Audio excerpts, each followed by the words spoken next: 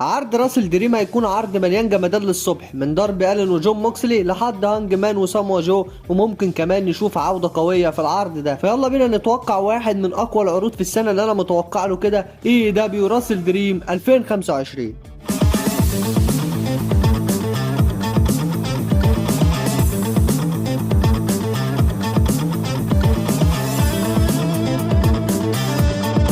تعالوا كده مع بعض نتوقع ماتش ونشوف ايه الصح وايه اللي هيحصل في كل ماتش. اول ماتش معانا هو ماتش البروديدو وبرودي كينج وبانديدو مع كانوسكي تاكيشتا وكازوشكا اوكادا على القاب التاج تيم. الماتش ده ممكن يكون من اقوى الماتشات اللي موجوده في العرض من ناحيه الاداء والستايل، لان عندك فريقين مختلفين تماما في كل حاجه. بروديدو فريق بيعتمد على القوه البدنيه اللي عند برودي كينج وخفه بانديدو. برودي هو وحش الفريق، وبانديدو عنده خفه حركه بتدي توازن رهيب للفريق. والناحية التانية عندك تاكيشتا وأوكادا، دول مفروض اصلا يكونوا مشروع فريق سوبر ستارز معمول مخصوص عشان يسرق الاضواء. الاتنين عندهم كاريزما وتكنيك وذكاء داخل الحلبة يخليهم خطر حقيقي على اي فريق. والسيناريو المنطقي ان في تلميحات لتفكيك فريق اوكادا وتاكيشتا، ودي طبعا هتيجي ازاي بقى؟ هقولك ازاي. عندك مثلا تاكيشتا يبقى هو السبب في خسارة اوكادا، وده هيفتح العداوة الفردية اللي احنا كلنا اصلا مستنيينها، خصوصا ان الاي اي دبليو بتحب تعمل القصص ديت قبل عرض فول جير. طب لو جينا اتكلمنا بالعقل كده ونقول مين ينفع يفوز في الماتش ده؟ من ناحية المصارعة فتاكيشتا واوكادا عندهم الزخم والاسم الكبير، خصوصا بعد فوزهم على البروديدو في داينامايت هوم كومينج. ففوزهم هنا هيبقى نقلة كبيرة ويأكد ان اوكادا فعلا داخل مرحلة جديدة كبطل تاج تيم بجانب بطولته الموحدة. اما من ناحية القصة اللي شغالة فبرودي وبانديدو لسه مخلصوش كل اللي عندهم بالألقاب، ولسه ممكن يدونا كتير. طب مين الأحق بجد؟ انا شايف الاحقيه تروح لبرودي كينج وبانديدو، لانهم فعلا فريق متجانس مش متجمع مؤقت زي اوكادا وتاكيشتا. الاتنين بنوا الكيمياء بينهم خطوه بخطوه، وفي كيمستري كده تخلي الفوز ده يبقى تثبيت لهيبتهم كابطال فعليين، مش مجرد مرحله انتقاليه للالقاب. فمن الاخر الصح والعقل والمنطق يقول ان البروديدو يحتفظوا بالالقاب بعد ماتش ملحمي بينهم، لكن النهايه هتكون مثيره للجدل. زي مثلا تاكيشتا هو اللي هيتثبت بعد ما اوكادا هيكون هو اللي مسيطر في الماتش، وده هيخلي اوكادا يجيب اخره منه حرفيا. وكل ده هيمهد ان اوكادا يدخل معاه في عداوة فردية، وممكن كمان تكون على اللقب الموحد، وده هيخدم القصة العامة للعرض كله، وهيخلق حدث حقيقي هيخدم القصة ما بينهم في الدون كاليس فاميلي. فتوقعي الشخصي للمباراة ديت هو فوز البروديدو واحتفاظهم بالألقاب. الماتش اللي بعد كده هو ماتش كايل فليتشر ومارك بريسكو على لقب التي ان تي. الماتش ده يا جدعان مش هيكون ماتش عشان اللقب وبس كده، لا، الماتش اصلا معمول بين جيل جديد عايز يثبت نفسه، وجيل عنده تاريخ وتقل عاطفي في قلوب الجمهور. فليتشر هو نموذج المصارع الحديث، مصارع الذكي، مصارع السريع، الشاب المغرور اللي لسه صاعد ومش مصدق نفسه. اما مارك بريسكو فهو حكاية طويلة عن الاصرار والوفاء والألم اللي اتحول لدافع كبير جدا لحد النهاردة. الماتش ده هيفضل ماشي على سيناريو ان فليتشر هيستخدم ذكائه عكس بريسكو اللي هيكون عنده جرينتا كبيرة، واكيد بنسبة كبيرة حفلة هتحصل بتدخلات من الدون كاليس فاميلي. طب مين ينفع يفوز بالماتش ده؟ عموما كايل فليتشر لسه ماسك اللقب ومحتاج يثبت نفسه كبطل حقيقي، مش مجرد بطل مؤقت بعد انشغال باقي الابطال، فخسارته دلوقتي هتضره كتير جدا. اما مارك بريسكو هو دايما الشخص اللي الجمهور عايز يشوفه يكسب، عشان هو يستحق كده بعد اللي مر بيه بعد ما خسر اخوه جاي بريسكو، وكان كل مره بيقرب من الالقاب كان بيخسر برضه. ففي ناس كتير شايفه ان ده وقت مارك بريسكو انه يكون بطل. لكن لو جيت وسالت مين الاحق بكل صراحه، الصح والعقل بيقولوا ان فليتشر يحتفظ باللقب، بس مش بسهوله. لازم بريسكو يطلع من الماتش بشكل قوي يخليه يكسب احترام الكل حتى في الهزيمة. مثلا النهاية تكون تثبيت سريع او تدخلات من الدون كاليس فاميلي يخلي الهزيمة مش مستحقة، والجمهور يحس ان بريسكو اتظلم، وده يفتح لنا باب ريماتش قوي في فول جير او في اي عرض اسبوعي قبلها. فتوقعي الشخصي للمباراة ديت هو فوز كايل فليتشر واحتفاظه باللقب، بس القصة هتكون لسه ما انتهتش. الماتش اللي بعد كده ماتش اليونج باكس والجراسيك اكسبريس. الماتش ده هيكون جامد جدا يا رجاله. اليونج باكس لسه ماشيين في اسلوبهم المتعجرف، عايزين يثبتوا انهم لسه الاساتذه في عالم التاج تيم، لكن الجوراسيك اكسبريس اللي هم رجعوا مع بعض يا دوب لسه مش كتير بعد فترة خلافات، وهدفهم انهم يثبتوا انهم قادرين يهزموا اسطورة حقيقية زي الباكس. الماتش ده هيكون واحد من اجمد الماتشات اللي انت ممكن تشوفها في العرض ده، يعني تتوقع ضرب في كل حتة، يعني من الاخر هتاخد اداء جامد جدا. لكن الاهم ان الماتش ده ممكن يكون فيه تويست درامي في النص، يعني في احتمال قوي جدا ان كريستيان كيج اللي ليه دايما علاقة مع الفريق ده يتدخل بشكل مفاجئ، يا اما لصالحهم او ضدهم، خصوصا بعد غياب كوبلاند. فهم هيكونوا عاوزين يشغلوا كريستيان شوية بعد الفترة اللي هو قعدها، وده ممكن يقلب النتيجة في ثانية. اما من ناحية القصة اللي شغالة، فالجوراسيك اكسبريس محتاجين الفوز ده عشان يرجعوا لمكانهم الطبيعي كفريق محبوب ويثبتوا انهم اقوى من مشاكلهم القديمة. فبكل حيادية والصح بيقول ان الجوراسيك اكسبريس هم الاحق. الاتنين مروا فترة صعبة، انفصال ورجوع وشكوك وخسائر، فلازم يكسبوا عشان الناس تصدق انهم فعلا رجعوا كوحدة واحدة، مش مجرد نوستالجيا عدت خلاص في الماضي.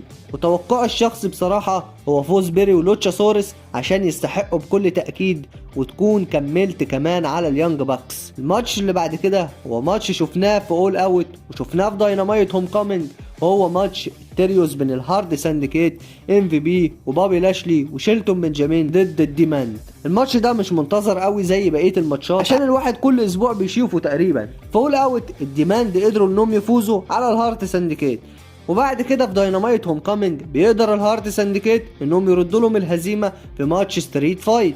وفي عرض داينامايت الاخير الجيتس اوف اجاني قدروا انهم يفوزوا على بابي لاشلي وشيلتون بنجامين بمساعده ريكوشي، واظن خلاص كده عداوتهم هتنتهي في راس الدريم.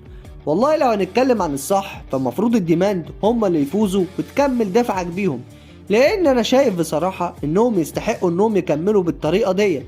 وحتى لو جيت بصيت على الهارت سانديكيت هتلاقي ان الهزيمة مش هتأثر فيهم حرفيا، لكن بعد اللي حصل في داينامايت الاخير كل المؤشرات بتقول ان الهارت سانديكيت هم اللي هيفوزوا، الا اذا توني خان بقى حب يفاجئنا ويخلي الديماند يفوزوا وينهوا العداوة لصالحهم. وتوقعي الشخصي هيكون فوز الهارد سانديكيت على الديمان. الماتش اللي بعد كده هو ماتش هانج مان ادم بيج وسامو جو على لقب العالم. الماتش ده نقدر نسميه صراع الرجاله. هانج مان هو رمز الشجاعه والتمرد، وسامو جو هو الوحش اللي ما بيرحمش. الاتنين داخلين ومعاهم تاريخ من الالم والاحترام، لكن في راس الدريم 2025 الاحترام هيطير اول ما الجرس يرن. طب مين ينفع يفوز؟ الاتنين بصراحه ينفعوا جدا. هانج مان شايل اللقب بفخر وبيمثل روح الاي دبليو، وجو هو التهديد اللي بيخلي اي بطل يعيش في قلق، وخصوصا بعد النظرات اللي ما كانتش طبيعيه في عرض داينامايت الاخير. بس لو هنتكلم مين ينفع من ناحيه الصوره العامه ومن ناحيه المنطق، فهو هانج مان هو اللي ينفع يكمل كبطل، لان الاتحاد لسه بيبني عليه خطط طويله هتفيدنا بعدين. لكن ده ما يقللش خالص من سامو جو. الراجل الفترة الأخيرة كان في فورمة كويسة، مكسر كل اللي قبله، ولو خد اللقب دلوقتي محدش هيعترض، بالعكس الناس هتشجعه عادي. طب ايه الصح يا معلم؟ الصح ان هانج مان يحتفظ باللقب، لان لسه قدامه قصص كبيرة جاية، خصوصا بعد الاحداث اللي بتحصل حوالين الاليت واللي ممكن تكتر اكتر بعد العرض. اما سامو جو فخسارته هنا مش هتقلل منه ابدا، بالعكس ده هتزود من هيبته اكتر في الخطوه اللي هياخدها بعدين. وتوقعي الشخصي للمباراه ديت ان هانج مان هو اللي هيفوز بعد ماتش جامد جدا بينهم هما الاتنين.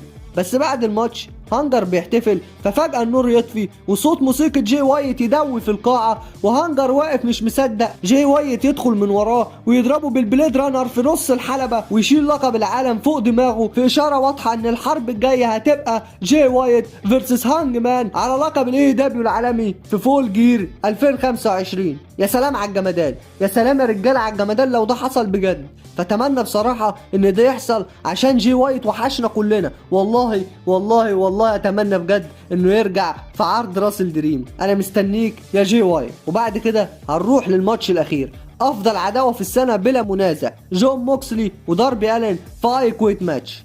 الماتش ده مش ماتش عادي يا رجالة، ده هيكون جحيم حرفيا. داربي الين ضد جون موكسلي في مباراة من نوع اي كويت، يعني احنا داخلين على ألم ودمار للصبح يا معلم. الاتنين مجانين، بس كل واحد فيهم عنده جنون من نوع تاني. داربي بيحاول ومستعد ان هو يضحي بجسمه عادي، مفيش اي مشكلة عنده، وموكسلي بيحارب كأنه بيستمتع بالعذاب نفسه. يا سلام يا موكسلي يا سلام. لكن لازم نعرف مين اللي ينفع يفوز في الماتش ده. بصراحة الاتنين ينفعوا عادي جدا. داربي محتاج انتصار كبير يثبت مكانته بعد شهور من المعاناة، وموكسلي هو الشخصية اللي اي فوز او خسارة ما بتأثرش اصلا على مكانته لانه دايما في التوب في القمة. لكن من ناحية المنطق موكسلي هو اللي ينفع يكسب، لان النوع من الماتشات ده معمول على مقاسه بالظبط. وغير كده ده معاه الديس رايدرز يا معلم، يعني صباح الفل الراجل معاه جيش يا رجاله، فازاي يخسر؟ لكن لو هنقول مين الاحق بالفوز ده، داربي ألين وش يا معلم. الواد قدم كل حاجه للشركه حرفيا، دمه وجسمه وعظمه كل حاجه فيه حرفيا. فان الاوان انه بقى ياخد لحظه كبيره، ففوزه على موكسلي في اي كويت ماتش هيكون لحظه رمزيه جدا بتقول ان داربي خلاص بقى من كبار اللعبه. فالصح بصراحه ان داربي يفوز، لكن مش فوز كده بسهوله، لا لا لا لا، لازم يكون فوز بيوريك ان داربي خسر جزء من نفسه عشان يكسب. مثلا يخلي موكسلي يقول اي كويت بعد ما يستخدم حاجه مرعبه زي السكيت بورد بالمسامير او سلسله ملفوفه حوالين وشه. كده داربي هياخد اللقطه، وموكسلي هيفضل محافظ على هيبته لانه خسر بعد تعذيب مش طبيعي. لكن لو جيت سالتني عن الديس رايدرز هيكون وضعهم ايه هنا، فما فيش حد يقدر يمنعهم غير كايل اورايلي ورودريك سترونج والشله الجميله ديت، وهم لمحوا ليها اصلا في عرض كوليجن الاخير. فساعتها بقى الحلبه هتفضل داربي ألين وجون موكسلي، وساعتها داربي ألين هيفوز وياخد لقطته اخيره. عرض راسل دريم السنه دي يا رجاله مش هيكون عرض عادي، ده هيبقى ليله الاحلام اللي فيها كل قصه هتاخد لحظتها، سواء بقى نهايه العداوات اللي بتحصل او ممكن تبني عداوات جديده ساعتها. فهيكون عندك صراعات ودم وخيانات والعوده المنتظره لجي وايت.